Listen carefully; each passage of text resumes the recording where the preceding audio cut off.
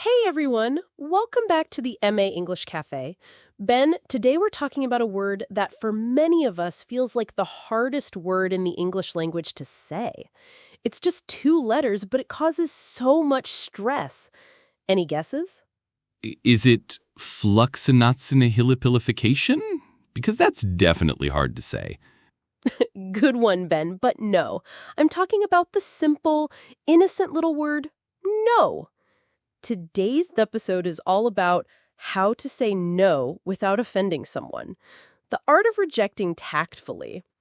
The dreaded no word of social interactions.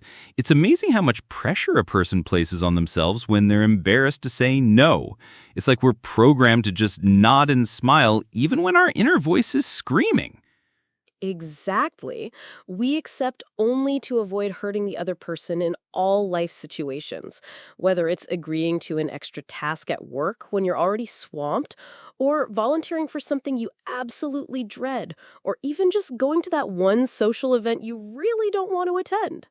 My personal favorite is when you say yes to something vague, and then it slowly morphs into this giant, time-consuming monster. You're stuck thinking, how did I end up building a miniature Eiffel Tower out of toothpicks for Brenda's hamster's birthday party? Oh, the toothpick Eiffel Tower scenario, that's too real for some people, I'm sure.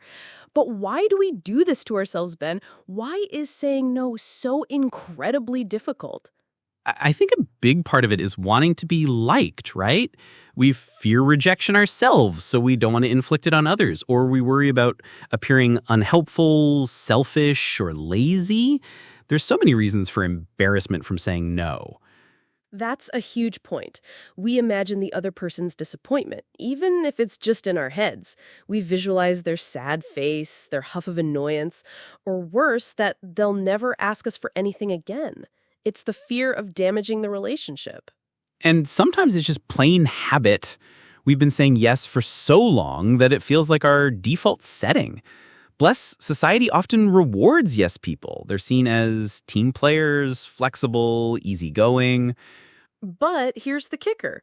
A person should not harm themselves just to serve others. That's where the problem really starts, when saying yes consistently begins to take a toll on you. Absolutely. You end up overworked, overcommitted, overwhelmed. And that has real negative consequences. You sacrifice your own time, your energy, your peace of mind.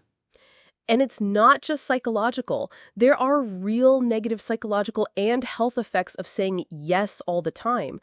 Chronic stress, burnout, resentment, poor sleep, even physical ailments can pop up because you're constantly overextending yourself.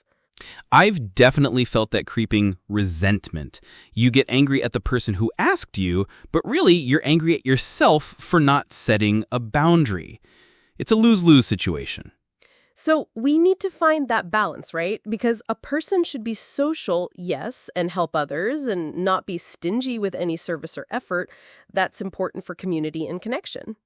Right. This isn't about becoming a hermit or being completely unhelpful.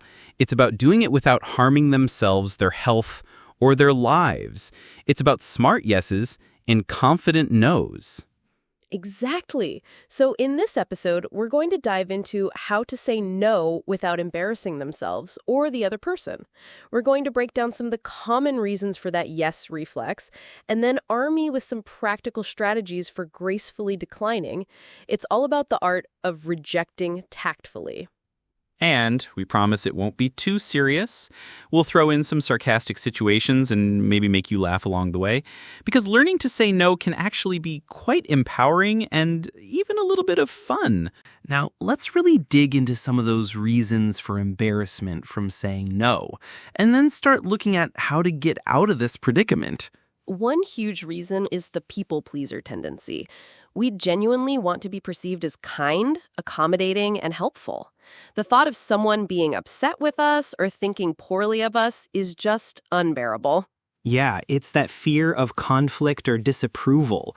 You don't want to be the bad guy, even if saying yes makes you the exhausted, resentful good guy later. The exhausted, resentful good guy. That's a badge of honor many of us wear unwillingly. Another reason is the fear of missing out, or FOMO. If you say no to an opportunity, even if you don't really want it, you worry you might miss something amazing. Oh, the classic FOMO. What if this mediocre networking event is actually where I meet my future millionaire business partner? It's usually just lukewarm coffee and awkward conversations. Precisely. And then there's the obligation factor. Sometimes it's a boss, a family member, or a close friend, and you feel a deep sense of obligation, even if it's completely unreasonable. That's tough because those are often relationships you truly value. But that's exactly where saying no tactfully becomes an art form. It's not about rejecting the person, but the request. Absolutely. So, how do we start learning to say no without embarrassing ourselves or the other person? The first principle, be polite but firm. No long, rambling excuses. Right. The more you explain, the more opportunities you give for negotiation or guilt tripping. My go-to used to be, oh, I'd love to, but I'm just swamped right now, which often led to, oh, it'll just take 5 minutes. The dreaded 5 minutes trap. A better approach is to be brief and clear. Try something like, thanks for thinking of me, but I can't take that on right now. Or, I appreciate the invitation, but I won't be able to make it. Simple, direct, no apologies needed for having boundaries. I like it. What about offering an alternative? Like if you can't do that specific thing, but you can offer something else? That's a fantastic tactic for how to balance socializing, loving people, and fulfilling their rights without overextending yourself. For instance, if a friend asks you to help them move an entire house and you're swamped, you could say, I can't help with a move on Saturday, but I could bring over a pizza and drinks for the moving crew on Sunday evening. So you're still being helpful and showing you care, but on your terms. That's brilliant. It shifts from a blanket no to a no, but here's how I can contribute. Exactly. Or if it's a work request, I can't fit that into my schedule this week, but I can look at it first thing next week. Or I can help with X, but that means Y won't get done. It frames it as a choice, not a refusal to help. That's about managing expectations, and it prevents those negative psychological and health effects we talked about earlier. You're proactively protecting your time and energy. So remember, you're not harming yourself just to serve others. You're valuing your own time and energy. And speaking of value, if you're enjoying this conversation and finding these tips helpful, please make sure to like this video and subscribe to the MA English channel. Your support helps us create more content that empowers you in both life and language learning. We truly appreciate it. We've talked about why saying no is tough and some initial strategies. Now let's talk about how to get out of this predicament and really build that no muscle. It definitely feels like a muscle you need to train.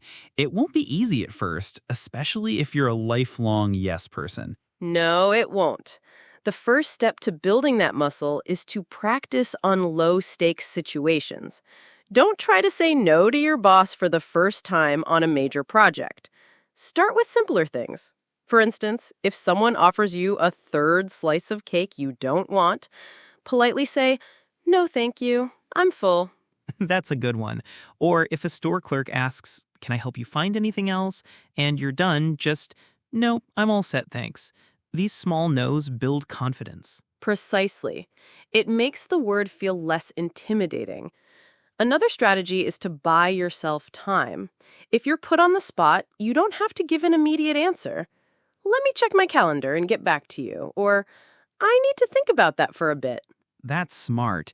It removes the pressure of the moment and allows you to think rationally, without emotion pushing you to say yes. Then you can craft a thoughtful no. Exactly. And always remember the why. Why are you saying no? Are you protecting your mental health? Your energy for a more important task? Your family time? Reminding yourself that you're not harming yourself just to serve others gives you strength. So it's about framing no not as a rejection of the person, but as a yes to something else important in your life. A yes to your well-being, your priorities. Yes, this is key to how to balance socializing, loving people, and fulfilling their rights without harming yourself. Being a good social person doesn't mean being endlessly available or sacrificing your own health and happiness. It's about setting healthy boundaries. And healthy relationships thrive on clear boundaries, actually. People respect you more when you respect yourself. Absolutely. A genuine yes from someone who occasionally says no is worth far more than a begrudging yes from someone who always says yes. So true. And this applies beautifully to English practice too. If someone asks you to join a study group and you're genuinely too busy, it's okay to say no. Perhaps suggest a different time or a different way to collaborate. It's about smart time management for your English learning goals. Exactly. Your personal growth in English skills, or any area of life, benefits from intentional choices, not just going with the flow. It leads to greater productivity and overall well-being. So remember, saying no is not rude, it's not selfish, it's a vital act of self-care. It protects your energy, your time, and your mental health. And it allows you to give a truly enthusiastic yes to the things that genuinely matter to you. We hope these tips help you master the art of rejecting tactfully and live a more balanced, less stressed life.